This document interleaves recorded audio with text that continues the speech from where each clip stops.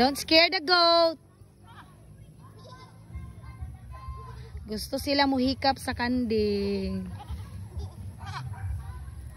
Magunsa ka, nak? I'm trying to pet the goat, but it keeps running away.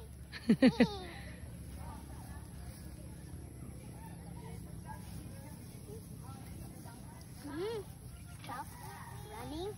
Careful ha, basig na snake tira. Hi Johanna, what are you doing? Feeding the goat. Lala. Nagunsa ang goat, nak? The goat does not want to go close to me. It's too scared. Ha?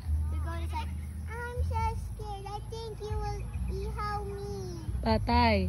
Dali na, Jo. Enough na. Let's go na. You got to pet the goat? I can't even pet her. Just one single touch. Can I try to pet that one?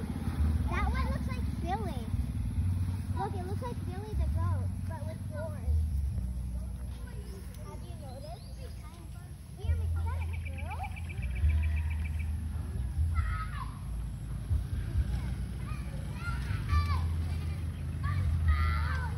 Hoy, let's go na. You're trying to scare the anak. Na-scare na ang goat.